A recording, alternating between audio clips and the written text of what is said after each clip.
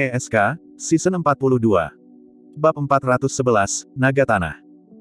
Ada terlalu banyak nyamuk darah kuno saat mereka memenuhi langit dan berkerumun seperti belalang.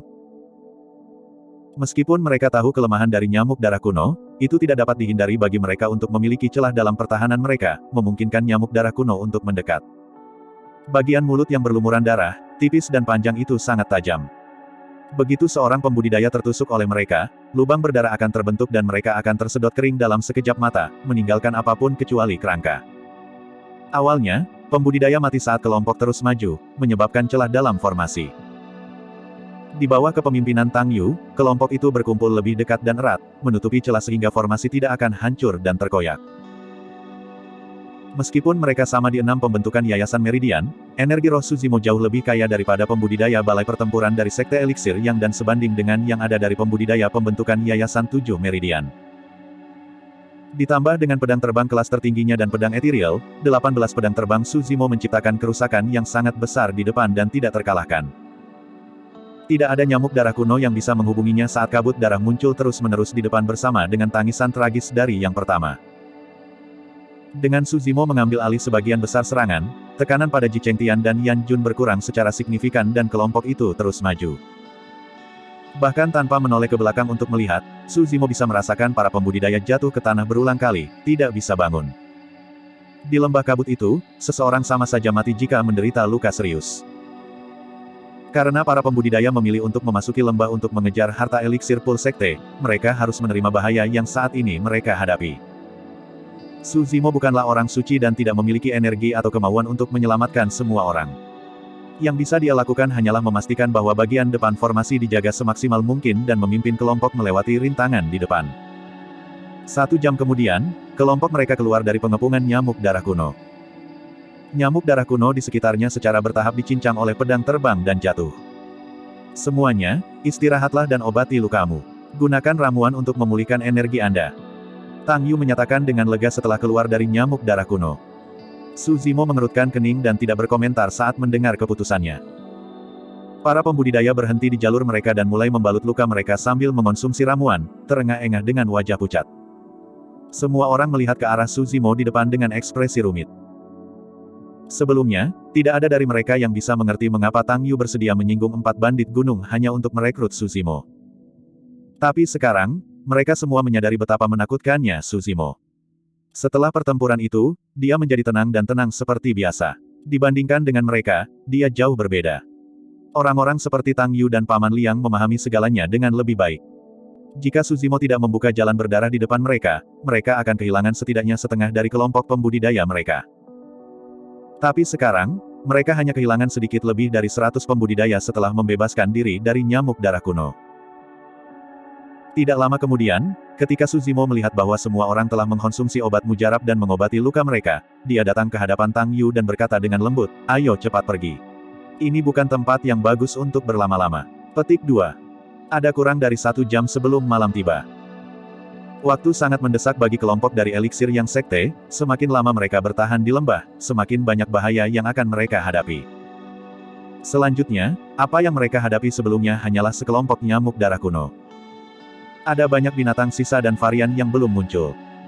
Suzimo memiliki perasaan bahwa binatang buas berdarah murni pasti akan muncul begitu malam tiba. Pada saat itu, lembah akan menjadi mimpi buruk bagi semua sekte dan pembudidaya. Tang Yu mengangguk. Saat dia hendak berbicara, Yan Jun mencibir, "Suzimo, kamu memiliki fisik yang kuat dan dapat melanjutkan perjalanan. Namun, Anda harus mempertimbangkan perasaan orang lain." Petik 2. Suaranya sangat keras, seolah-olah dia sengaja berbicara kepada orang lain. Banyak pembudidaya memandang ke arah Suzimo dengan ketidaksenangan saat mendengar itu. Tang Yu ragu-ragu saat melihat ekspresi mereka. Dengan lantang, Yan Jun menyatakan, "Semuanya, tidak perlu khawatir. Istirahat sedikit lagi tidak akan membuat perbedaan." Petik 2. Suzimo tersenyum dan tidak mengatakan apa-apa lagi. Tiba-tiba, dia merasakan sesuatu dan kilatan dingin melintas di matanya. Berputar, dia melihat ke belakang formasi. Apa yang salah? Tang Yu bertanya dengan tergesa-gesa ketika dia melihat ekspresi aneh Suzimo. Sebelum dia selesai berbicara, tanah di belakang formasi berbentuk kerucut mulai bergetar. Secara bertahap, itu berubah menjadi lembut dan lemah, menunjukkan tanda-tanda tenggelam. Seolah-olah ada makhluk menakutkan yang akan keluar dari tanah. Cepat, ayo pergi. Su Zimo berteriak. Tang Yu juga merasakan ada sesuatu yang salah dan berteriak, semuanya, ikuti aku. Ayo segera tinggalkan tempat ini. Petik 2. Bang, ledakan, ledakan. Tanah di belakang runtuh tiba-tiba dan tentakel merah tua setebal ember air memanjang dari bawah, menarik para pembudidaya di bawahnya. Naga tanah, itu naga tanah. Petik 2. Paman Liang berseru kaget. Naga tanah bukanlah naga dan biasanya hidup di bawah tanah. Meskipun mereka berbentuk seperti anakonda, mereka tidak memiliki sisik dan tubuh mereka dipenuhi dengan pola spiral. Mereka berwarna merah tua tanpa mata dan sangat sensitif terhadap cahaya dan getaran di tanah. Ada mulut melingkar besar di kepala mereka dengan pinggiran taring tajam di dalamnya dan mereka bisa menggiling makhluk hidup apapun menjadi daging cincang dengan setiap gerakan menggeliat. Hal yang paling menakutkan adalah bahwa naga tanah memiliki kemampuan generasi yang luar biasa. Bahkan jika mereka dipotong menjadi beberapa bagian, mereka dapat pulih ke keadaan semula selama mereka menggali kembali di bawah tanah dan beristirahat. Setiap makhluk hidup yang diseret ke bawah tanah oleh naga tanah kemungkinan besar akan binasa dan bahkan sisa binatang purba tidak terkecuali.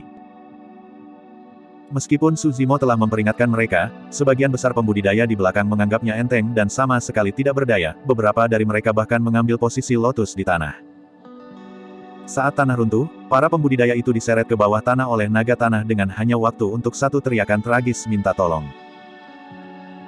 Beberapa pembudidaya melonjak ke udara dengan tergesa-gesa tetapi mereka dimakan oleh naga tanah dalam satu suap mereka bisa bereaksi, menyebabkan darah menyembur kemana-mana dengan cara yang menyedihkan. Beberapa pembudidaya memanggil pedang terbang mereka dengan tergesa-gesa untuk memotong naga tanah menjadi dua. Namun, naga tanah tidak mati dan masih memiliki kekuatan membunuh yang sangat kuat bahkan dengan setengah tubuh mereka tersisa. Tanahnya berlumuran darah. Cepat, lari. Kita harus segera keluar dari sini. Serangkaian teriakan terdengar dalam kekacauan itu. Formasi berbentuk kerucut dibuat sekali lagi, meskipun agak tersebar, dan mereka bergegas menuju lembah di bawah kepemimpinan Su Zimo. Para pembudidaya hanya berhasil melepaskan naga tanah setelah 15 menit penuh melarikan diri dan melambat. Kebanyakan dari mereka bersimbah peluh karena ketakutan dan kegelisahan. Pelarian ini terlalu banyak membebani keadaan mental dan energi setiap orang, bahkan dahi Ji Chengtian tertutup lapisan keringat. Su Zimo terlihat seperti biasa. Matanya cerah, napasnya stabil dan fisiknya tampak tidak terbatas seperti langit yang luas dan lautan tanpa dasar. Sepertinya semua yang terjadi tidak penting baginya. Tang Yu menatap sisa pembudidaya eliksir yang sekte dengan ekspresi sedih. Sekte eliksir yang hanya kehilangan sedikit lebih dari 100 orang setelah membebaskan diri dari nyamuk darah kuno. Namun, mereka hanya bertahan sebentar lagi di tempat itu dan hampir 200 pembudidaya sudah mati. Mengingat saran Su Zimo, Tang Yu merasa lebih bersalah. Dia menanggung setidaknya setengah tanggung jawab atas kematian lebih dari 200 pembudidaya. Kalau saja dia lebih tegas, mungkin. Bab 412, Membunuh Jalan Keluar. Banyak pembudidaya memelototi Yan Jun dengan enggan, jika bukan karena tindakannya, 200 atau lebih teman sekte mereka itu mungkin tidak mati. Merasa bersalah, Yan Jun terbatuk pelan. Aku juga tidak bermaksud begitu, aku hanya ingin membuat semua orang lebih banyak istirahat. Petik 2. Beberapa pembudidaya tidak bisa menahan tawa dingin. Mudah bagimu untuk mengatakannya. Lebih dari 200 rekan murid mati di sini karena ucapan Anda itu. Petik 2. Itu karena mereka tidak cukup kuat. Jangan ikuti kami ke lembah jika Anda takut mati. Petik 2. Kakak senior Yan, kita semua dari sekte yang sama. Bagaimana Anda bisa mengatakan sesuatu seperti itu? Petik 2. Cukup. Merasa bahwa ketegangannya kuat dan bahwa mereka hanya akan berdebat lebih intens, Paman Liang berteriak dan menghentikan keributan itu. Merasa frustrasi, Tang Yu sedikit mengangkat alisnya dan melambaikan tangannya. Semuanya, tenanglah. Saya membuat keputusan yang salah sebelumnya. Petik 2. Dia menarik napas dalam-dalam dan datang ke sisi Su Zimo, bertanya dengan lembut, sesama Taois, apa yang harus kita lakukan selanjutnya? Kami hanya dapat melanjutkan perjalanan kami dan mencoba menemukan reruntuhan sekte eliksir pul secepat mungkin. Itulah satu-satunya cara bagi kami untuk menghindari ancaman binatang iblis di lembah. Petik 2. Baik, petik 2. Tang Yu memerintahkan semua orang untuk melanjutkan. Mereka tidak maju jauh saat kabut di depan mereka melonjak. Beberapa ribu kaki jauhnya, seekor Azure Feathered Eagle mengepakkan sayapnya, melaju ke arah mereka dengan kecepatan yang sangat cepat dengan niat membunuh yang dalam di matanya. Seekor binatang sisa kuno.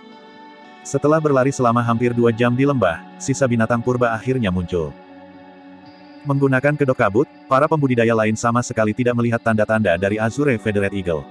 Namun, mata Suzimo sangat tajam dan dia sudah lama merasakannya. Mengembun. Dia membagi 6 pedang terbang yang melesat di udara, meninggalkan aliran pedang Qi, membentuk formasi pedang heksagonal yang bersinar cemerlang. Sangat sulit untuk membunuh sisa binatang purba mengingat fakta bahwa mereka menggunakan pedang kinesis. Untuk menghemat energi roh, Suzimo tidak langsung menggunakan formasi pedang cahaya lilin. Sebagai gantinya, dia memadatkan formasi pedang heksagonal dan menunjuk ke depan, mengirimkannya melalui udara. Banyak pembudidaya tidak bisa mengerti mengapa Suzimo tiba-tiba menyerang. Namun, tidak butuh waktu lama sebelum teriakan tragis seekor burung terdengar dari kabut di depan. Sesaat kemudian, formasi pedang heksagonal kembali dan ekspresi Suzimo tidak berubah, seolah tidak ada yang terjadi. Saat kelompok itu berkelana lebih dalam ke lembah, tidak ada lagi kawanan besar makhluk kuno. Sebaliknya, sisa-sisa binatang purba mulai bermunculan. Sebagian besar waktu, Suzimo menyerang lebih dulu dan membunuh sisa-sisa binatang purba sebelum yang terakhir dapat mencapai mereka. Meskipun mereka hanya melakukan pertemuan dekat saat mereka menjelajah lebih dalam, ekspresi semua orang berubah menjadi lebih suram. Langit berangsur-angsur menjadi gelap. Penglihatan semua orang berkurang sekali lagi. Di lembah yang gelap dan kosong, mencium bau darah yang kental di udara, hati semua orang merasa tertekan dan tidak nyaman. Mereka belum menemukan reruntuhan sekte kolam eliksir. Ini berarti grup itu harus terus berlanjut di malam hari. Tak lama kemudian, malam akhirnya tiba dan lingkungan mereka gelap gulita.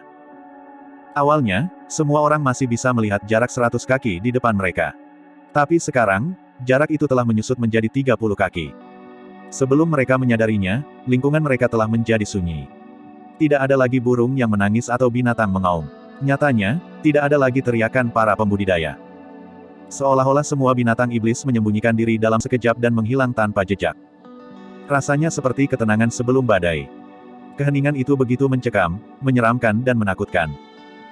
Di bawah kepemimpinan Suzimo, semua orang maju ke depan dan bahkan bisa mendengar jantung mereka sendiri berdebar kencang. Gemerisik daun layu yang mereka injak terdengar sangat menusuk. Apa yang terjadi? Mengapa tidak ada binatang iblis yang tersisa? Akhirnya, seseorang tidak tahan tekanan dan bertanya dengan suara bergetar, sedikit terengah-engah. Tang Yu sedikit takut juga. Dia bahkan bisa merasakan aura kematian dalam kegelapan itu. Saat ini, satu-satunya hal yang bisa menenangkannya adalah pemandangan belakang di depannya yang kokoh meski tidak lebar. Seolah-olah harapan mereka tidak akan padam selama angka itu tidak turun. Kegelapan di depan mereka dipenuhi dengan bahaya yang tidak diketahui. Namun, langkah Suzimo tidak berhenti sama sekali saat dia terus maju. Tiba-tiba, dia berhenti dan suaranya yang dalam terdengar. Meski terdengar tenang, isinya mengejutkan. Semuanya, persiapkan untuk pertempuran sengit. Seekor binatang buas mendekat. Petik 2. Penyerbuan binatang. Bunyi kedua kata itu menyebabkan hati semua orang berdetak kencang. Mempersempit pandangannya, Suzimo menoleh dan kilatan dingin melintas di matanya saat dia berkata perlahan, selanjutnya. Itu adalah penyerbuan binatang yang terdiri dari sisa-sisa binatang purba. Apa? Kerumunan itu gempar. Seekor sisa binatang purba sudah lebih dari cukup untuk membuat mereka sakit kepala. Di medan perang kuno, siapa yang bisa bertahan jika sisa binatang purba menyerbu mereka? Sekte mana yang bisa hidup untuk dilihat pada hari berikutnya? Jika kita akan mundur sekarang, bisakah kita kabur? Akhirnya, seorang kultivator tidak dapat menahan tekanan dan merintih dengan nada gemetar. Getaran samar datang dari tanah, seolah-olah pasukan besar sedang menyerang. Meskipun mereka tidak bisa melihatnya, semua orang bisa merasakan aura kekerasan yang datang dari depan mereka. Sudah terlambat. Orang itu sudah tahu jawabannya tanpa Suzimo menjawab. Situasi yang paling mengkhawatirkan telah tiba. Lebih jauh lagi, itu jauh lebih menakutkan dari yang mereka bayangkan. Getaran di tanah semakin meningkat. Meskipun para pembudidaya dengan jelas tahu bahwa ada banyak sisa binatang buas yang menyerbu ke arah mereka, hal yang paling menakutkan adalah mereka tidak dapat melihat apapun di balik penutup kabut. Tidak dapat menahannya, beberapa pembudidaya duduk terbengkalai di lantai saat lutut mereka tertekuk terhadap getaran tanah. Mereka hancur secara mental saat mereka menangis tanpa daya. Dalam menghadapi kematian, pembudidaya tidak berbeda dari manusia, mereka sama-sama tidak penting dan tidak berdaya tanpa sedikit pun martabat. Apa yang harus kita lakukan? Tang Yu memandang Suzimo dan bertanya secara naluriah. Suzimo menjawab dengan acuh tak acuh, tentu saja kami menyambut mereka. Petik 2. Tentu saja kami menyambut mereka. Beberapa kata sederhana itu mengandung keberanian tak kenal takut yang mengabaikan segalanya. Semua orang, termasuk Tang Yu, sedang memikirkan bagaimana mereka harus melarikan diri dan bertahan hidup. Namun, pikiran Su Zimo berlawanan dengan pikiran mereka. Tang Yu disegarkan saat dia berbalik untuk melihat profil samping Su Zimo. Meskipun saat itu di malam hari dan wajah Su Zimo sedikit kabur, matanya masih cerah seperti biasanya, menyerupai dua bintang berkilauan yang menerangi kegelapan. Merasakan sesuatu, Su Zimo berbalik sedikit dan tersenyum tenang, bertanya, atau, apakah kita punya jalan keluar lain? Tang Yu tertegun. Itu benar, apa jalan keluar lain yang mereka miliki? Pada saat penyerbuan sisa binatang purba menyerang, mereka tidak lagi memiliki jalan keluar. Bahkan jika mereka berbalik dan melarikan diri sekarang, mereka tidak akan bisa melepaskan diri dari pengejaran sisa binatang purba. Semuanya, aku tahu kau sedang putus asa sekarang. Namun, ini adalah ujian hidup dan mati. Mereka yang takut, lemah dan pengecut, hanya akan dihadapkan pada satu hasil. Kematian. Petik 2. Suara Su Zimo terdengar, tegas dengan keyakinan, karena kita tidak punya jalan keluar lain, kita hanya bisa terus maju dengan pedang panjang di tangan kita. Untuk membunuh jalan keluar. Bab 413, Plot. Bang, ledakan, ledakan. Suara gemuruh di depan mereka memekakkan telinga, menyerupai ribuan kuda yang berjingkrak. Sebagian besar pembudidaya belum bisa melihatnya dengan jelas, tetapi Su Zimo bisa melihat banyak sisa binatang purba menyerbu ke arah mereka di tengah-tengah debu yang mengepul dengan niat membunuh tanpa akhir di mata mereka. Ada Frost Leopard yang memancarkan aura dingin dan memiliki lapisan es di bulunya. Ada Scarlet Flaming Bull dengan fisik yang kuat dan sepasang tanduk yang diselimuti oleh api. Ada Moon Concealment Eagle yang bisa menyembunyikan bulan bundar dan menggerakkan awan dengan setiap kepakan sayapnya. Ada juga tikus pencuri jiwa yang sebesar babi hutan. Setiap binatang iblis dalam penyerbuan itu adalah binatang sisa kuno. GRAWR. Raungan terus-menerus dari banyak binatang iblis mengguncang dunia, menyebabkan semua orang bergidik. Mereka yang tidak bisa mengikuti, semoga sukses untuk Anda. Dengan mengatakan itu, Su Zimo menarik pedang berwarna darah dari tas penyimpanannya perlahan. Dengan gemetar, pedang itu mendengung dan mengeluarkan bau darah yang menyengat. Berdiri tepat di depan formasi, Su Zimo akan menanggung gelombang serangan pertama dari penyerbuan binatang secara langsung.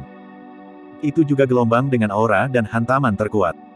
Sebelum penyerbuan binatang itu tiba, banyak pembudidaya sudah sangat pucat. Ah!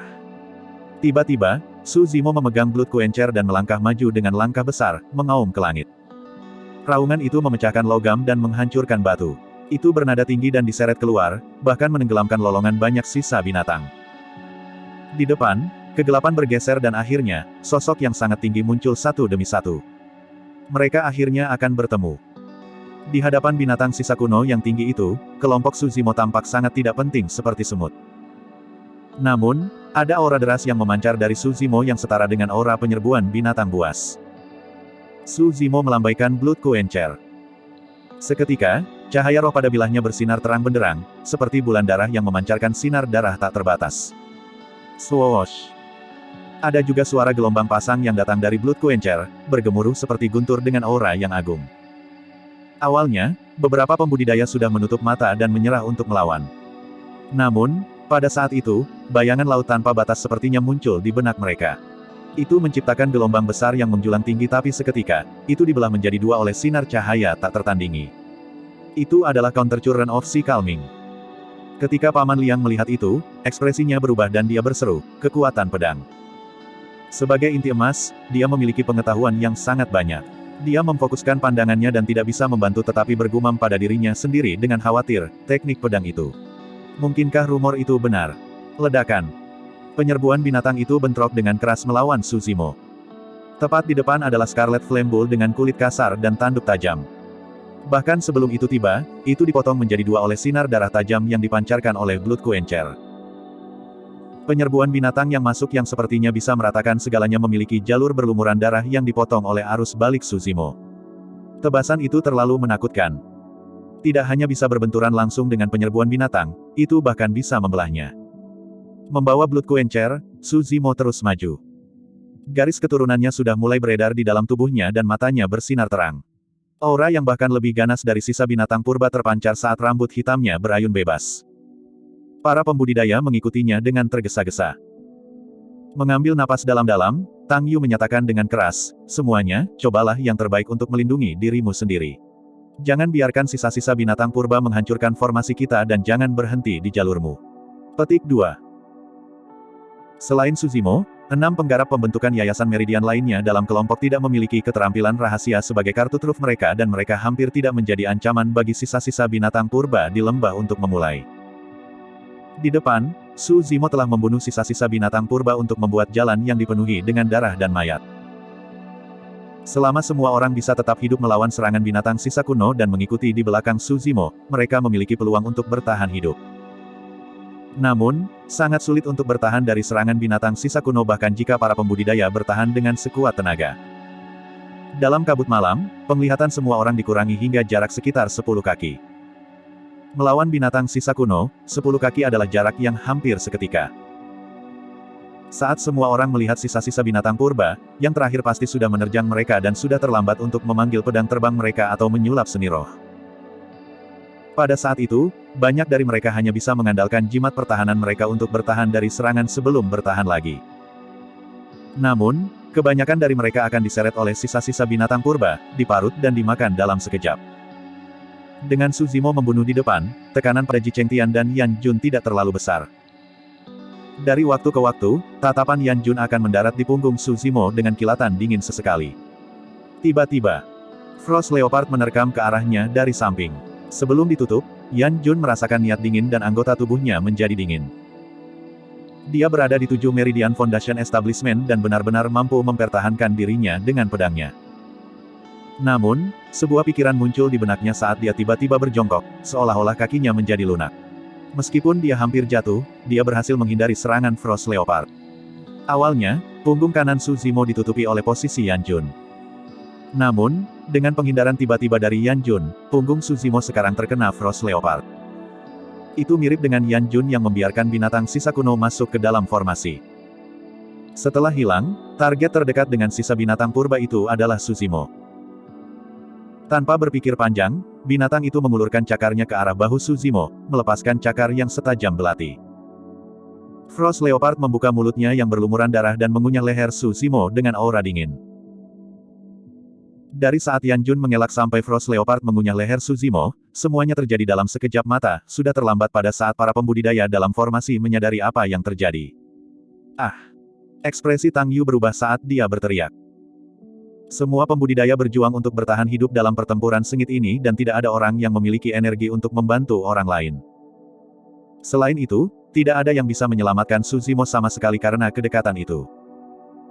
Suzimo tampak seperti dia tidak menyadari Frost Leopard di belakangnya saat dia terus menebas ke depan. Tepat ketika mulut berdarah Frost Leopard hendak mendarat di leher Suzimo, kepala yang terakhir berputar. Dengan dentang, itu menabrak gigi Frost Leopard. Kilatan darah muncul. Gigi Frost Leopard patah dan terlempar.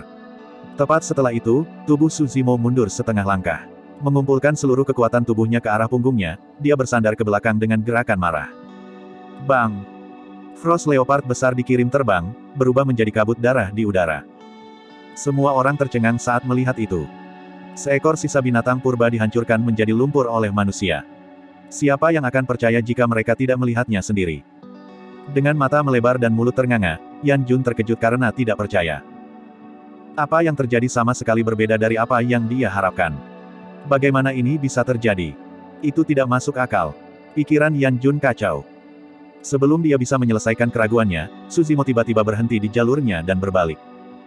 Seketika, Yan Jun merasakan jantungnya mengepal saat menggigil di tubuhnya. Bab 414, Binatang Ganas Berdarah Murni. Apa yang kamu lakukan? Yan Jun bingung dan suaranya bergetar. Dia memaksa dirinya untuk tenang dan menjelaskan, aku tidak melakukannya dengan sengaja. Saya baru saja kehilangan pijakan dan hampir jatuh. Begitulah cara binatang itu berhasil menyelinap masuk. Petik 2. Tang Yu dan yang lainnya hanya menyaksikan Frost Leopard menerkam ke arah Suzimo tetapi mereka tidak tahu alasannya. Ketika mereka mendengar itu, semua orang mengerutkan kening. Tidak ada yang salah dengan penjelasan Yan Jun, tetapi jika Suzimo bereaksi sedikit lebih lambat sebelumnya, lehernya akan digigit oleh Frost Leopard. Suzimo tidak menjawab dan hanya terlihat tenang dengan sedikit ejekan di matanya. Tiba-tiba, Yan Jun merasa tidak punya tempat untuk bersembunyi. Suzimo membaca pikirannya sepenuhnya. Kamu tidak bisa membunuhku. Aku satu-satunya pembudidaya pembentukan Yayasan Meridian 7 di Battle Hall. Su Zimo, jangan impulsif. Mata Yan Jun melirik ke sekeliling dan dia sedikit terengah-engah, semakin gugup saat ini. Dua binatang sisa kuno merayap diam-diam. Seolah-olah dia memiliki mata di belakang punggungnya, Su Zimo menebas dengan Blood Quencher secara terbalik, menembakkan sinar darah yang membunuh dua sisa binatang purba di tempat. Memelototi Yan Jun, Su Zimo tiba-tiba berkomentar, apakah kamu ingat apa yang aku katakan sebelumnya? Ah! Aku memperingatkanmu untuk tidak menyembunyikan rancangan apapun padaku atau lain kali. Kepalamu akan meledak. Tepat setelah mengatakan itu, mata Su Zimo berbinar dan sosoknya berkedip, menciptakan serangkaian bayangan tak terduga di belakangnya. Yan Jun merasa matanya kabur dan pada saat dia ingin mundur, Su Zimo sudah tiba di hadapannya dengan tatapan tajam yang dipenuhi dengan niat membunuh yang tak ada habisnya. Setelah bertemu dengan tatapan Su Zimo, Yan Jun merasakan matanya pedih dan air mata mengalir, menyebabkan dia menutup matanya secara naluriah. Sejak saat itu, dia tidak pernah membuka matanya lagi. Di depan semua orang, Su Zimo menepuk punggungnya erat-erat ke pipi Yan Jun. Jepret. Pipi Yan Jun tenggelam dalam dan tengkoraknya hancur, mengubah fitur wajahnya sepenuhnya saat yang lainnya berubah menjadi lumpur daging. Mayatnya dikirim terbang dan sekelompok sisa binatang kuno berjuang untuk melahapnya bahkan sebelum mencapai tanah. Meskipun Yan Jun adalah seorang kultivator eliksir yang sekte, meskipun dia adalah kultivator pembentukan Yayasan 7 Meridian di Battle Hall, meskipun Su Zimo hanya orang luar, tidak ada seorang pun dari eliksir yang sekte yang keberatan dengan tindakan Su Zimo. Itu karena mereka semua tahu bahwa mereka akan lama ditelan oleh sisa-sisa binatang buas kuno jika bukan karena Su Zimo. Ayo lanjutkan, semuanya, jangan berhenti. Petik 2. Setelah membunuh Yan Jun, Su Zimo berbalik dan memimpin formasi berbentuk kerucut ke depan sekali lagi. Meskipun jubah hijaunya diwarnai dengan darah segar dari sisa-sisa binatang purba yang tak terhitung jumlahnya, Su Zimo tampak seolah-olah dia memiliki stamina yang tak terbatas. Pada saat itu, dia menyerupai dewa perang yang berlumuran darah. Matanya bersinar lebih terang pada saat dia mendorong ke depan, menebas Blood Quencher secara luas dengan keberanian dan keganasan. Meski begitu, ada murid sekte eliksir yang mati terus-menerus di sepanjang jalan, terseret ke dalam penyerbuan binatang itu tanpa kesempatan untuk melarikan diri. Formasi berbentuk kerucut menyusut tanpa henti. Hampir semua pembudidaya Battle Hall di tepi luar terluka dan formasi mungkin telah lama hancur jika bukan karena ramuan tak berujung dari eliksir yang sekte. Jalan di depan gelap gulita dan tidak ada yang tahu kapan penyerbuan binatang itu akan berakhir atau di mana reruntuhan sekte kolam eliksir berada. Yang bisa mereka lakukan hanyalah mengikuti Su Zimo secara naluriah dan menjelajah lebih dalam ke lembah. Semua orang mencoba yang terbaik untuk bertahan. Seperti yang dikatakan Su Zimo, tanpa jalan keluar, satu-satunya pilihan mereka yang tersisa adalah terus maju. Su Xiaoning mengikuti kerumunan ke depan tanpa henti. Dia juga akan menyerang. Namun, mengingat ranah kultivasinya, dia mungkin tidak dapat menembus pertahanan sisa binatang purba meskipun dia menggunakan pedang terbang kelas tertinggi. Night Spirit diam dan mengikuti di samping Xiaoning sepanjang waktu, terlihat acuh tak acuh dan malas menuju binatang buas yang menginjak sekitarnya. Berukuran besar dan hitam pekat di sekujur tubuhnya, Night Spirit tampaknya telah menyatu dengan malam, tidak menyisakan apapun selain sepasang mata hitam yang bersinar dengan kilatan yang mengganggu dari waktu ke waktu. Tiba-tiba, di pegunungan jauh di depan, serangkaian lampu pelangi ditembakkan secara berurutan, menerangi langit dan menyulap pemandangan sebuah istana indah yang megah dan menakjubkan. Secara naluriah, semua orang berhenti di tengah jalan dan melihat ke arah dengan mulut ternganga. Meskipun tidak ada yang melihat seperti apa reruntuhan sekte kolam eliksir, semua orang menyadari pada saat mereka melihat istana seperti dongeng bahwa itu adalah tempat yang mereka cari dengan susah payah. Awalnya, tidak ada yang punya arah atau mereka tidak tahu di mana reruntuhan sekte eliksir pool berada. Tetapi pada saat itu, cahaya di kejauhan menjadi suar bagi semua pembudidaya di lembah. Buru-buru. Bunuh dengan kekuatanmu. Reruntuhan sekte eliksir pool ada di depan. Petik 2. Meskipun ada kedok kabut malam dan tak seorang pun dari eliksir yang sekte bisa melihat apa yang terjadi jauh, mereka bisa mendengar teriakan samar datang dari sisi mereka. Mereka bukan satu-satunya, Istana Kaca, Sekte Tanah Jahat dan para pembudidaya dari semua sekte lain yang memasuki lembah diserang oleh penyerbuan binatang buas. Tang Yu menyatakan dengan ekspresi gembira, semuanya, bertahanlah. Reruntuhan sekte eliksir pool ada di depan. Selama kita bisa mencapainya, kita akan aman. Petik 2. Semua reruntuhan sekte kuno memiliki kekuatan pertahanan yang sangat besar dan sisa-sisa binatang tidak berani masuk sama sekali. Saat ini, Hanya ada 500 orang yang tersisa di Sekte Eliksir Yang dan mereka semua kelelahan. Namun, mereka disegarkan setelah mendengar kata-kata Tang Yu dan stamina mereka tampaknya telah pulih. Ekspresi Suzimo tenang dan tidak merasakan banyak kegembiraan. Ada yang salah. Binatang buas yang menyerbu di depan mereka dibentuk dengan sisa-sisa binatang purba, pasti ada jejak binatang buas berdarah murni di belakang mereka. Bagaimana lagi penyerbuan sisa binatang purba yang teratur seperti itu bisa terbentuk tanpa intimidasi dari binatang buas berdarah murni di belakang? Mengaum. Tiba-tiba, di dasar pegunungan reruntuhan eliksir Pul Sekte, suara gemuruh terdengar, menyebabkan seluruh binatang menyerbu untuk berhenti sejenak.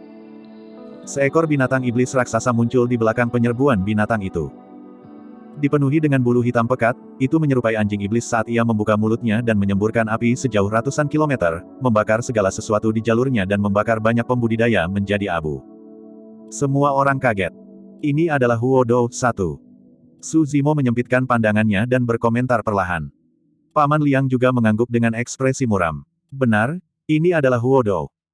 Huo Dou adalah binatang buas berdarah murni yang sangat kejam dan bisa meludahkan api. Dengan bulu yang indah menyerupai singa dengan wajah yang jelek. Binatang buas berdarah murni telah muncul.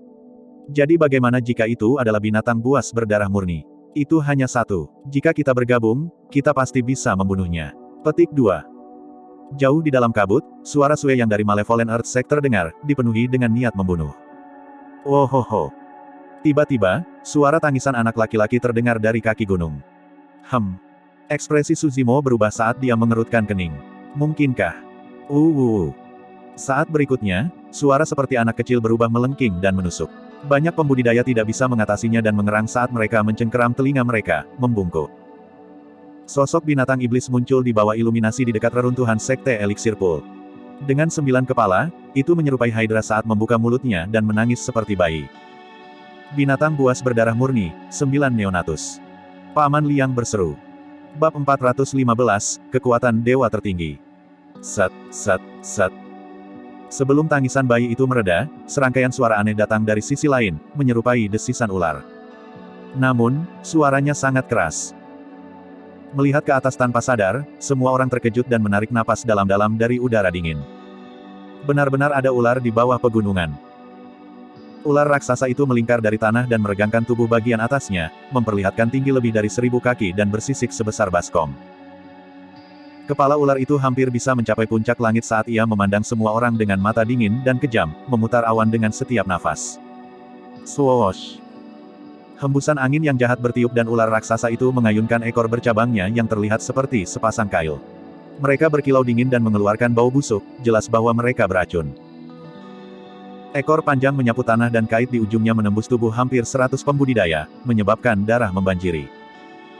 Banyak dari para pembudidaya itu bereaksi dengan cepat dan berhasil menghancurkan jimat pelindung terlebih dahulu. Namun, jimat pelindung mereka seperti kertas pada kait ular raksasa dan bahkan tidak bisa menahan satupun pukulan. Banyak pembudidaya tergantung di kait dengan darah menetes ke bawah dalam pemandangan yang mengerikan. Mereka meronta-ronta dan berteriak saat mereka perlahan-lahan dikirim ke mulut ular raksasa itu. Dengan menggeliat tenggorokannya, ular raksasa itu menelan hampir 100 pembudidaya dalam satu tegukan. Binatang buas berdarah murni, Huxnake. Bahkan ekspresi Suzimo berubah sedikit suram. Situasi saat ini sudah jelas. Jika mereka ingin sampai ke reruntuhan Sekte Kolam Eliksir, mereka tidak hanya harus berjuang untuk keluar dari penyerbuan binatang buas, tetapi juga melewati pertahanan 3 binatang buas berdarah murni. Selain itu, ketiga binatang buas berdarah murni jelas berada di puncak pendirian yayasan dan memiliki kekuatan yang menakutkan, ini jauh melampaui apa yang diharapkan Suzimo. Akan sulit jika dia ingin membunuh 3 binatang buas berdarah murni mengingat kekuatannya saat ini. Kecuali, dia memilih untuk mengambil bentuk iblisnya. Setelah mengambil bentuk iblis, Suzimo akan menjadi eksistensi yang sangat kuat yang bahkan lebih menakutkan daripada binatang buas berdarah murni. Pekik. Tiba-tiba, raungan bernada tinggi menembus awan di cakrawala. Seekor burung besar membubung di langit dengan tubuh emasnya yang sangat tajam di malam hari. Ia memiliki 2 tanduk di kepalanya dan melebarkan sayap selebar 100 kaki, melihat ke bawah dengan tatapan tajam. Dengan sekejap, burung itu membuka cakarnya yang tajam dan mencabik-cabik 2 pembudidaya, memercikkan daging dan darah mereka kemana-mana. Semua pembudidaya yang memasuki medan perang kuno benar-benar tidak berdaya melawan binatang buas berdarah murni. Setelah membunuh puluhan pembudidaya, burung itu memekik lagi, tampak bersemangat dengan tatapannya yang kejam. Mungkinkah itu binatang buas berdarah murni lainnya? Seorang kultivator eliksir yang sekte bertanya dengan suara gemetar. Paman Liang mengangguk dan menelan ludah. Seharusnya itu burung gu, salah satu hewan buas berdarah murni kuno. Dikatakan bahwa garis keturunan dari burung abadi, Raja Wali Emas, mengalir di dalamnya. Petik 2. Tang Yu menarik napas dalam-dalam untuk menenangkan diri dan berkata perlahan, itu binatang buas berdarah murni keempat. Petik 2. Paman Liang berbisik, Tuan Muda, mundur. Bahkan jika saya harus menyerahkan hidup saya akan memastikan Anda melarikan diri. Petik 2. Sebelumnya, Paman Liang tidak goyah bahkan melawan serbuan binatang buas yang dibentuk oleh sisa binatang kuno. Namun, setelah melihat 4 binatang buas berdarah murni, dia akhirnya berniat untuk mundur. Tak seorang pun dalam kelompok mereka yang cocok dengan binatang buas berdarah murni. Bahkan jika mereka bisa membebaskan diri dari penghalang binatang buas berdarah murni, itu akan menjadi keajaiban jika bahkan 1/10 dari 500 pembudidaya mereka saat ini dapat bertahan hidup. Tang Yu tampak ragu-ragu dan berbalik ke arah Su Zimo secara naluriah. Menghela napas, Paman Liang meratapi dalam hati, meskipun metode anak itu tajam dan kuat, dia masih belum sebanding dengan binatang buas berdarah murni.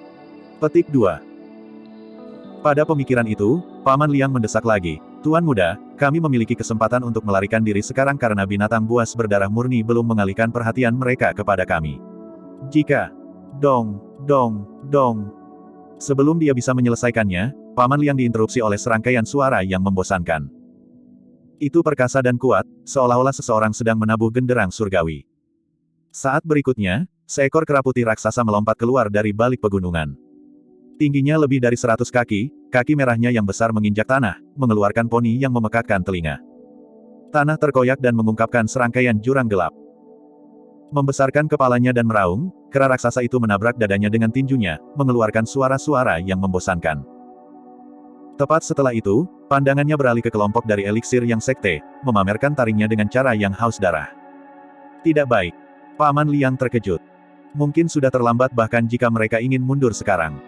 Mereka sudah menjadi sasaran binatang buas berdarah murni. Binatang buas berdarah murni kelima telah muncul. Kepala putih dengan kaki merah dan penampilan kera. Satu-satunya binatang buas berdarah murni yang cocok dengan deskripsi ini adalah Zuyan. Mengaum. Zuyan meraung ke arah sekte eliksir yang dan tiba-tiba mengulurkan telapak tangan besar, menghancurkan pegunungan di dekatnya. Seketika, gunung-gunung runtuh dan bumi retak. Semua orang tercengang. Itu adalah kekuatan dari binatang buas berdarah murni. Itu bisa menghancurkan gunung dan membelah bumi, menelan sungai dengan energinya yang besar. Memeluk puncak gunung raksasa dengan kedua tangan, Zuyan melemparkannya ke area di mana sekte eliksir yang berada. Meskipun puncak gunung tidak tampak besar dibandingkan dengan sosok Zuyan yang besar, itu tampaknya menutupi langit saat dilempar. Itu bukanlah puncak gunung, itu adalah seluruh gunung. Semua orang hanya merasakan penglihatan mereka menjadi gelap saat gunung raksasa itu jatuh ke arah mereka dengan aura yang kuat, memenuhi langit dengan puing-puing. Bahkan sisa binatang purba akan berubah menjadi lumpur jika mereka dihancurkan oleh gunung itu. Cepat, lari. Tidak dapat menahan tekanan, seseorang menjerit dan berbalik untuk berlari, ingin keluar dari radius gunung sebelum mendarat. Tang Yu ingin mundur tetapi dia menyadari bahwa Su Zimo terpaku di tempat, melihat ke gunung yang turun dengan kepala terangkat seolah dia ketakutan kaku. Cepat, ayo pergi.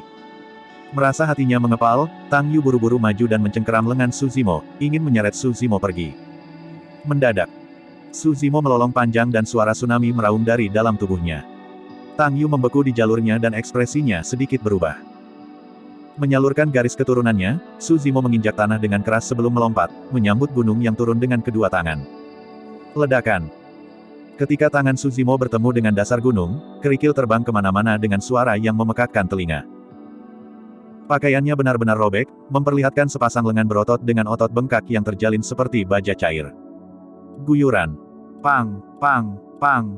Darah dan tendon tsunami seperti tali busur. Ini adalah batas kekuatan Su Zimo tanpa mengasumsikan bentuk iblis. Gunung itu masih menurun.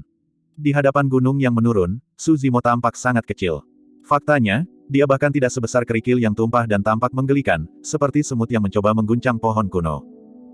Namun, gunung itu terhenti saat akan mendarat di tanah. Sosok tegak berdiri di antara gunung dan tanah, lurus seperti pensil dengan lutut terbuka dan tatapan tajam, menahan seluruh gunung dengan kekuatan dewa tertingginya. Terlepas dari banyak murid sekte eliksir yang, bahkan Zuyan yang menonton dari jauh tercengang, seolah tidak dapat memahami apa yang sedang terjadi. Mengambil napas dalam-dalam di udara, Su Zimo menyalurkan kekuatan ke dalam pelukannya dan mengangkat gunung di atas kepalanya, melemparkannya kembali ke arah yang berlawanan. Bab 416, sangat melukai Zuyan. Sepanjang jalannya, gunung itu memeciki banyak sisa binatang purba dan jalan kosong muncul di depan mereka.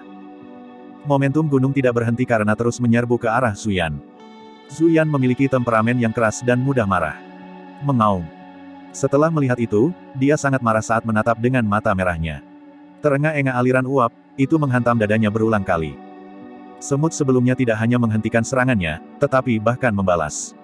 Itu adalah provokasi lengkap dari martabatnya. Mencengkeram tinjunya dengan erat, Zuyan meninju dengan keras ke arah gunung yang masuk, seolah mencoba untuk memadamkan amarah di dalam hatinya.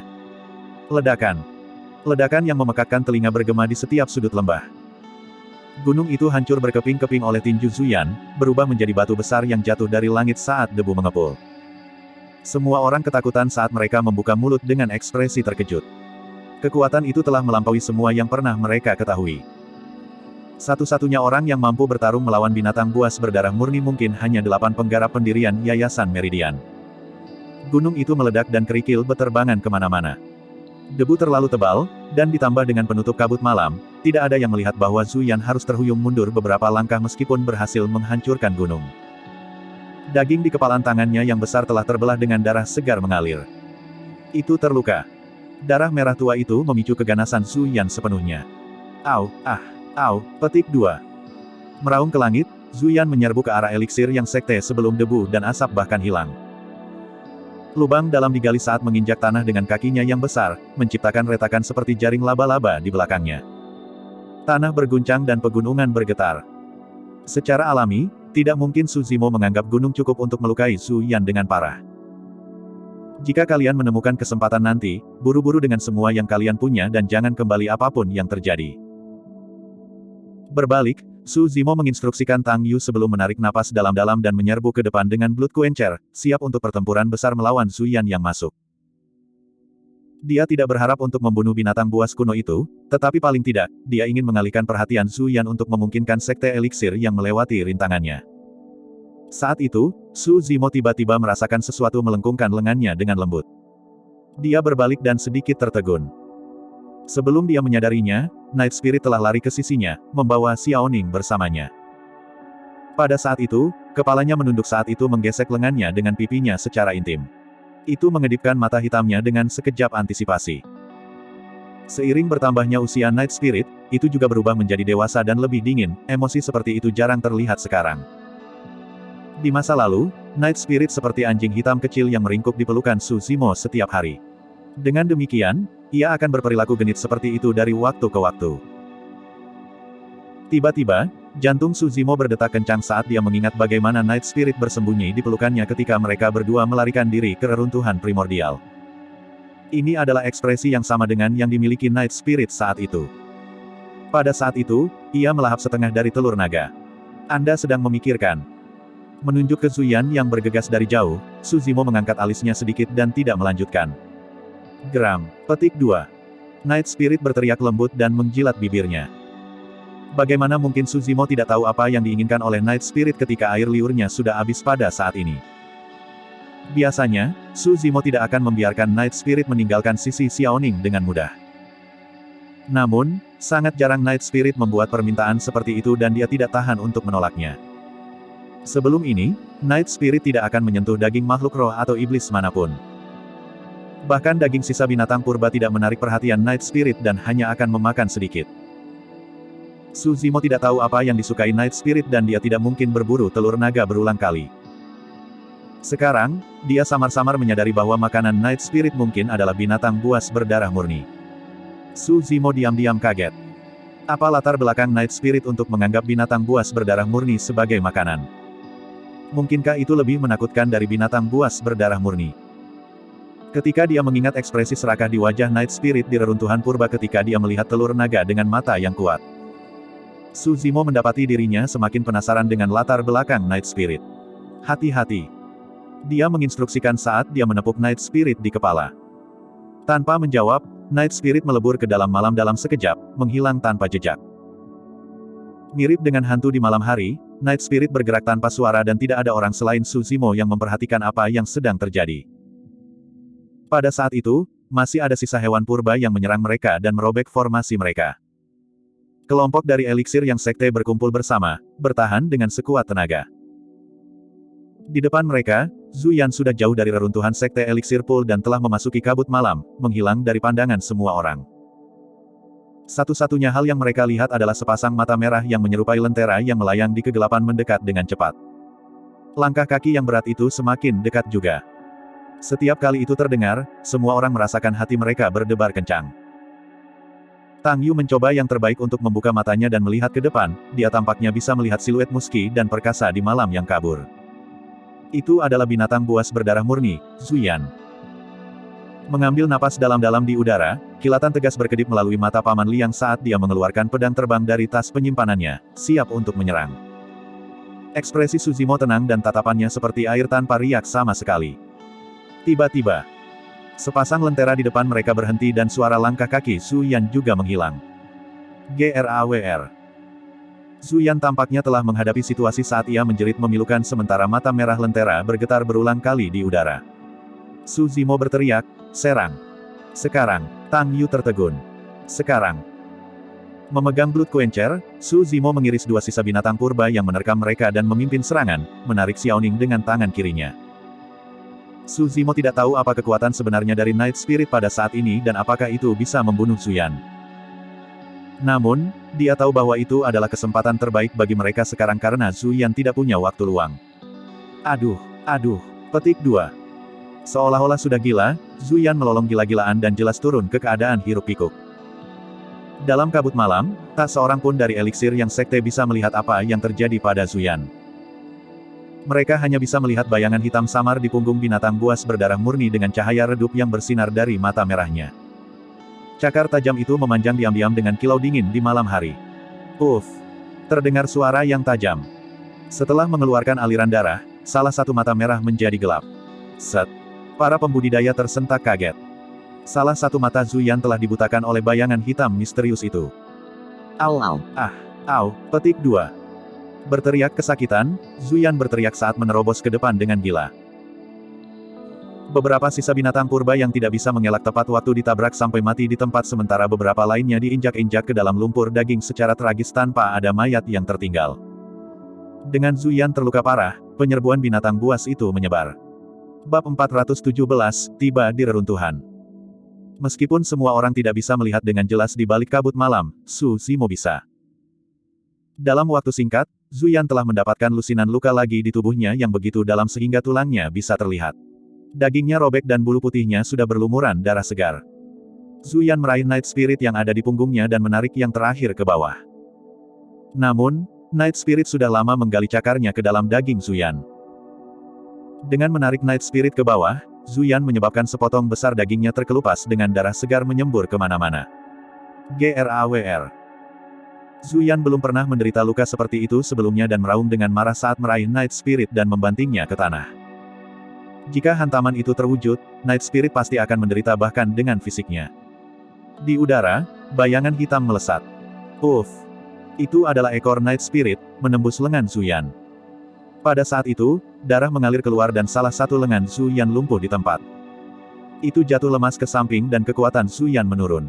Setelah berguling-guling di tanah, Night Spirit bangun dengan selamat dan menatap Zuyan dengan dingin sambil menjilat bibirnya.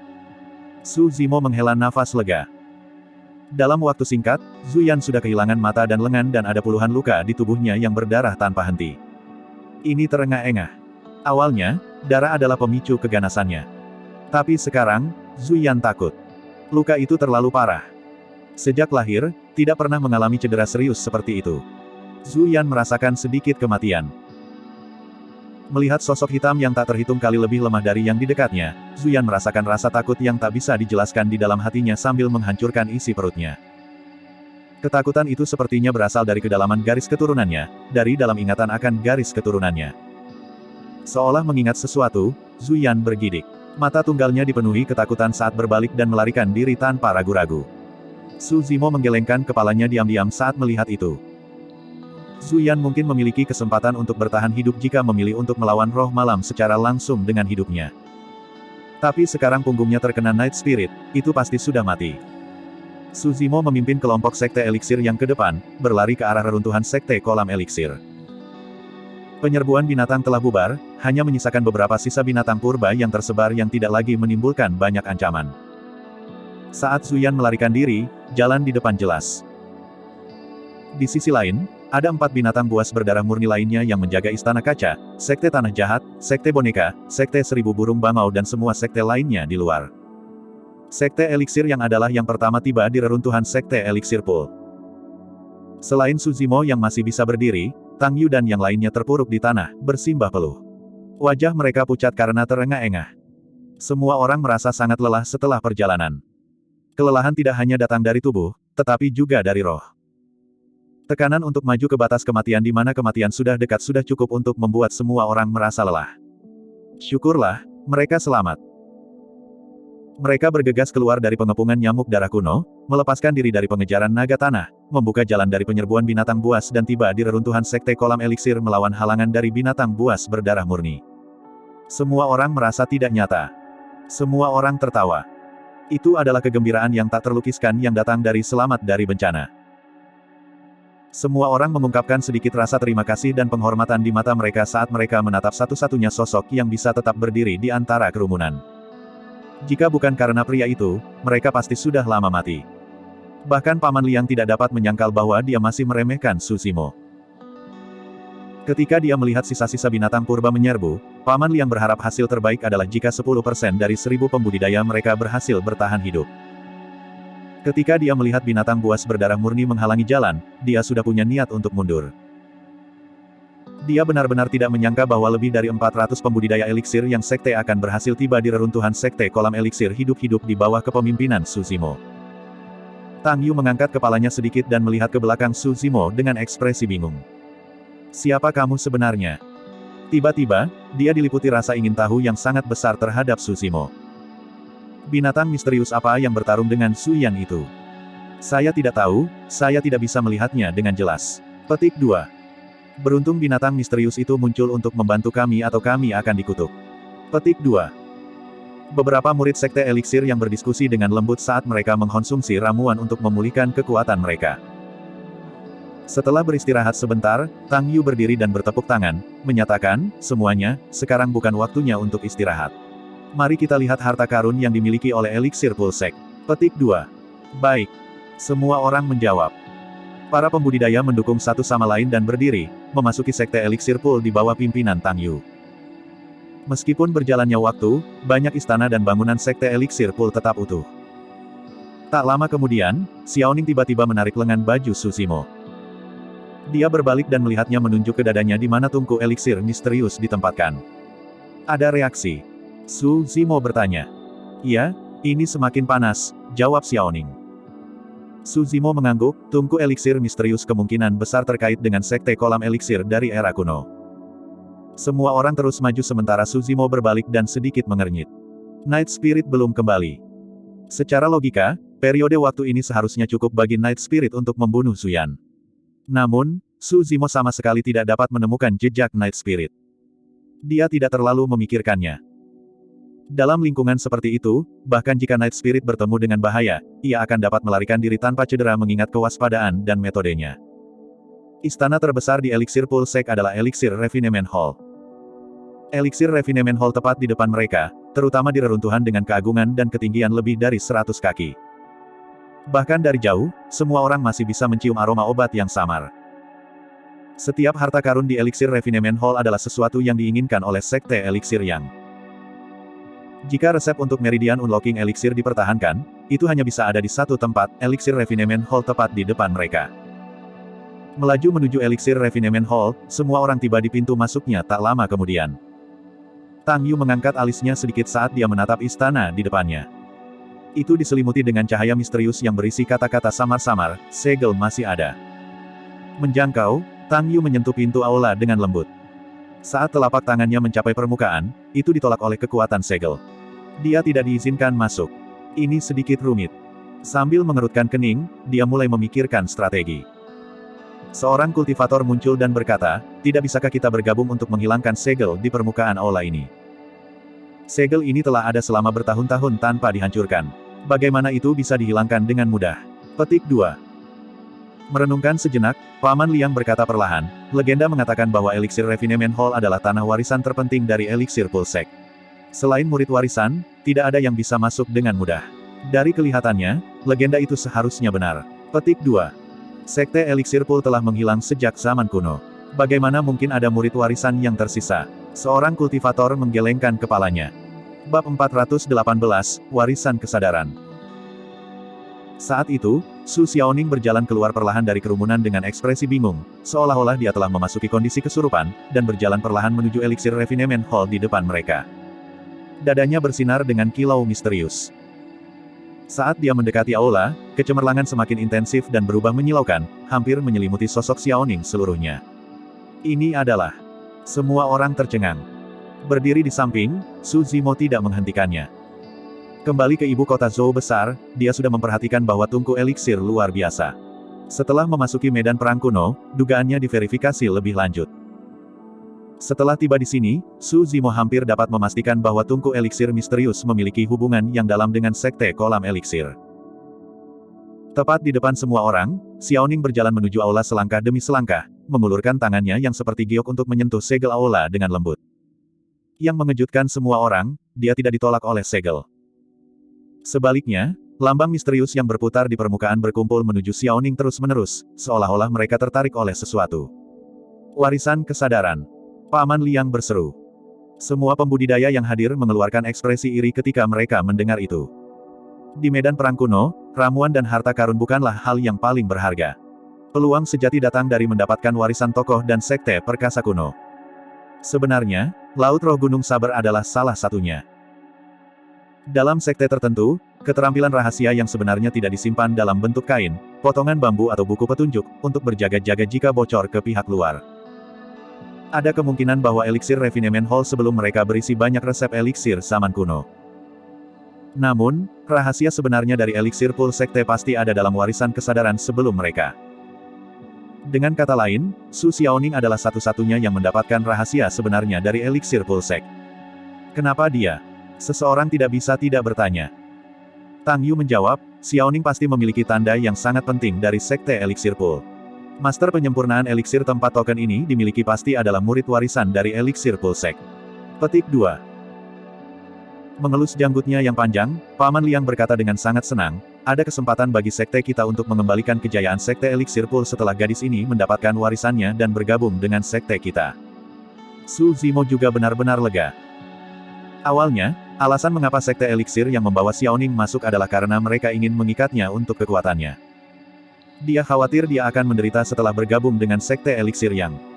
Tapi sekarang, kekhawatiran itu sama sekali tidak berdasar.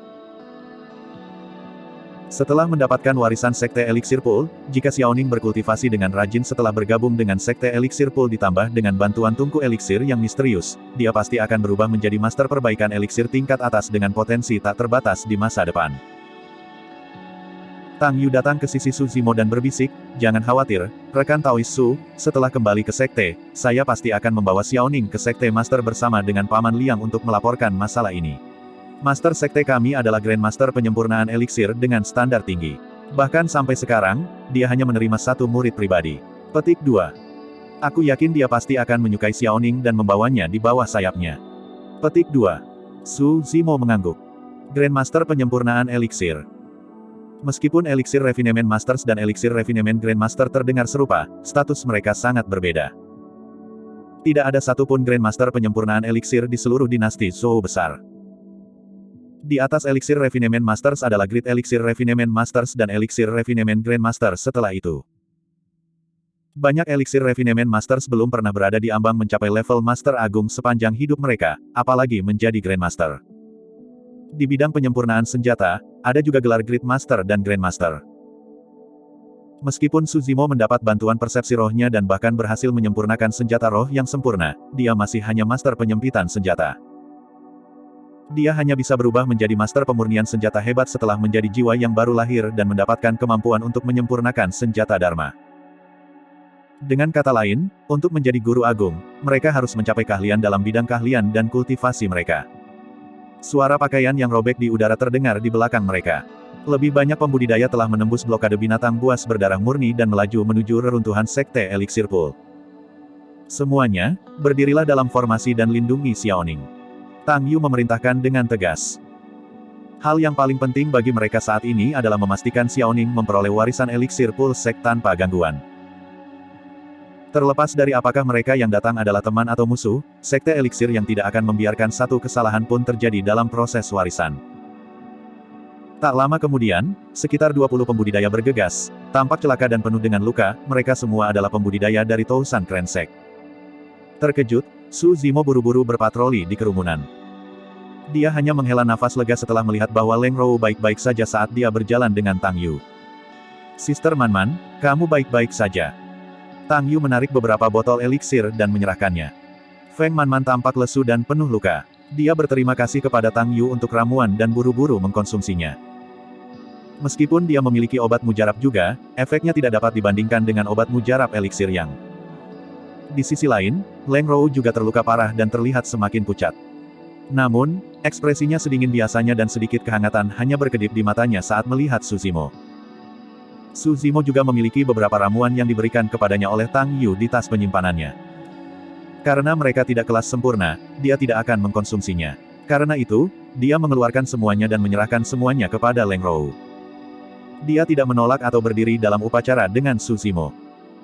Setelah pertempuran berdarah di jalan yang panjang, persahabatan di antara mereka jauh melampaui sesama murid biasa.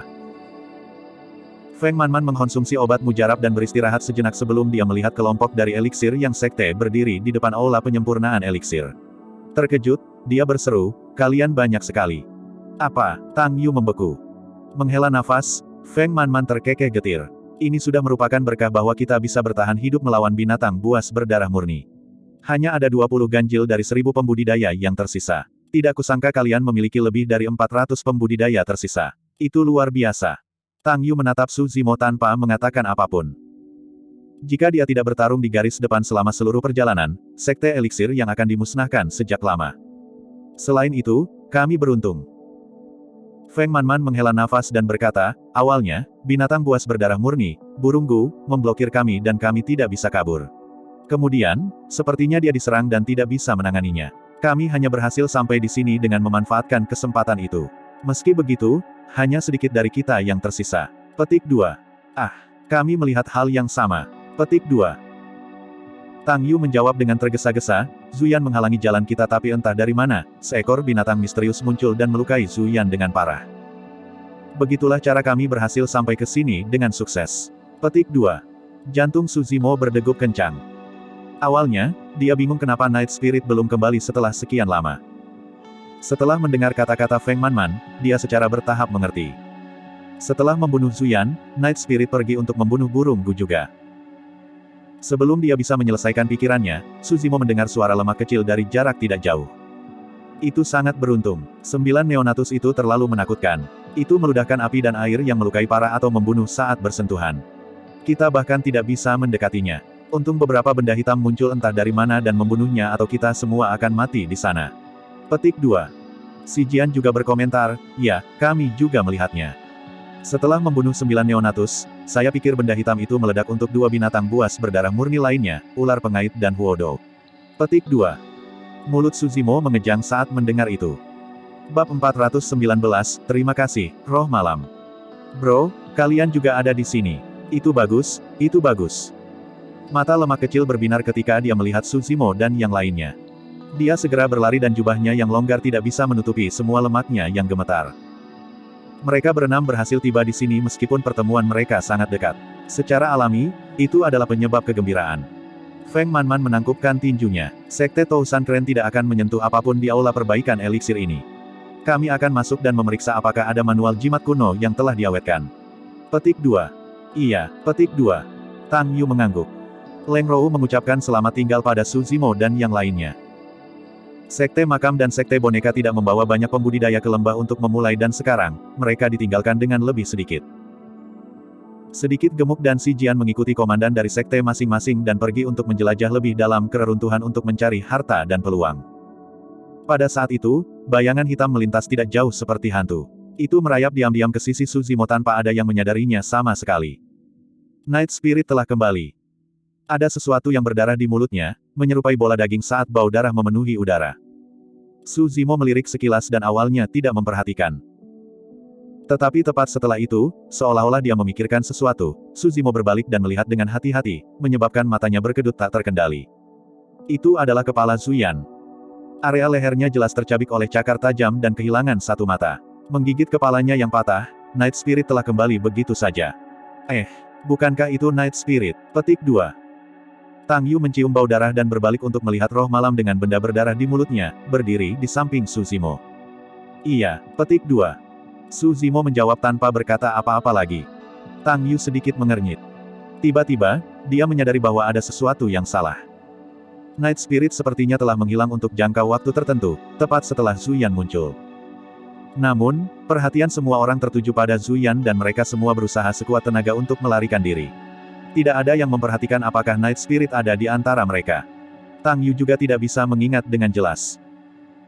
Tidak peduli bagaimana dia mencoba, dia tidak dapat mengingat Night Spirit bersama mereka selama periode waktu itu, seolah-olah itu telah menghilang begitu saja. Dengan ragu-ragu, dia bertanya, "Rekan Taois Su, apakah Night Spirit bersama kita sepanjang waktu?" "Iya itu." Su Zimo mengangguk dengan ekspresi tenang. "Lalu, apa itu?" Menunjuk ke gumpalan darah di mulut Night Spirit, Tang Yu bertanya dengan bingung. Su Zimo menjawab dengan ambigu, "Aku juga tidak tahu. Pasti telah menggigit itu dari bangkai sembarang sisa binatang purba dalam perjalanan ke sini." Petik 2. Sekarang, Zuyan benar-benar rusak. Dagingnya robek berantakan dan kepalanya diwarnai merah dengan darah, tidak mungkin Tang Yu bisa mengenalinya. Tang Yu semakin bingung setelah bertanya. Merenungkan sejenak, dia tidak bisa membuat kesimpulan dan membiarkan masalah itu pergi untuk saat ini. Setelah Tang Yu pergi, Su Zimo menoleh ke Night Spirit dan berbisik, "Mengapa kamu menarik kepala itu kembali? Kenapa kamu tidak memakannya di luar?" Petik 2. Menggeram. Menempatkan kepala Zuyan di tanah, Night Spirit mengulurkan cakarnya dan menunjuknya sebelum menunjuk ke Su Zimo. Jika ada orang lain yang melihatnya, mereka tidak akan mengerti apa arti Night Spirit. Namun, Su Zimo tahu dan dia bertanya dengan cemberut, "Maksudmu itu untuk aku makan?" Night Spirit mengangguk dan menjilat bibirnya dengan sedikit keengganan di wajahnya. Su Zimo tersenyum dan menggelengkan kepalanya. "Kau bisa memilikinya. Anda belum makan banyak makanan enak selama ini." Petik 2. Meskipun Su Zimo melahap daging dan meminum darah di pegunungan Changlang untuk budidaya iblisnya, itu demi kelangsungan hidup bagaimanapun juga dia adalah manusia. Su Zimo benar-benar tidak memiliki banyak makan ketika dia melihat kepala berlumuran darah itu. Ketika Night Spirit melihat bahwa Su Zimo tidak berniat makan, ia menggosok kepalanya ke arahnya sebelum mengulurkan cakarnya dan menusuk lubang di atas kepala Zuyan. Sesaat kemudian, cairan lengket berwarna putih susu mengalir keluar dari lubang, mengeluarkan wangi yang membuat makan bertambah. Ini adalah... Berkedip, Su Zimo sepertinya memikirkan sesuatu. Itu adalah otak Zuyan. Kembali ke manual kuno Ethereal Peak, ada komentar di akhir bagian tentang Zuyan. Seorang tokoh perkasa kuno memakan otaknya untuk makanan dan memuji, "Aroma di mulutmu tidak ada habisnya." Jelas betapa enaknya otak Zuyan bagi seorang tokoh perkasa kuno untuk memberikan evaluasi seperti itu. Night Spirit menggunakan lidahnya untuk menjilat otak yang merembes keluar dan mengungkapkan ekspresi mabuk. Setelah beberapa saat, itu mengangkat kepala Zuyan lagi dan menyerahkannya kepada Su Zimo, menunjukkan kepadanya bahwa dia bisa menyedot dari lubang. Night Spirit menjadi semakin manusiawi dan jelas berada di puncak pendirian yayasan. Itu bisa memadatkan inner core kapan saja dan mengubah dirinya sendiri, mengambil bentuk manusia. Su Zimo merasakan kehangatan di hatinya tapi tetap saja menggelengkan kepalanya, berkata sambil tersenyum, "Makanlah. Saya masih belum terbiasa makan sesuatu seperti ini." Petik 2. Night Spirit menoleh untuk melihat Su Zimo dengan sedikit tidak percaya. Ia tidak dapat memahami bagaimana seseorang tidak menyukai kelezatan seperti itu. Night Spirit hanya mengangkat kepala Zuyan setelah memastikan bahwa Su Zimo benar-benar tidak tergerak. Mengisap kuat dari lubang di kepala, Night Spirit meminum otak Zuyan dengan bersih dengan beberapa tegukan. Ia bahkan menjilat bibirnya dengan sedih, merindukan lebih. Menggeram. Menangis sekali lagi, Night Spirit mengayunkan ekornya dan dengan gesit memutarnya di depan Su Zimo. Su Zimo memusatkan pandangannya dan melihat benda berbentuk telur menembus ujung ekornya. Itu seukuran kepalan tangan dan berisi cairan hijau zamrud di bawah kulitnya.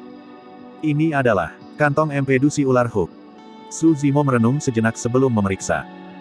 Mengangguk, Night Spirit menyerahkan kantong empedu di depan Su Zimo, menunjukkan padanya untuk memakannya.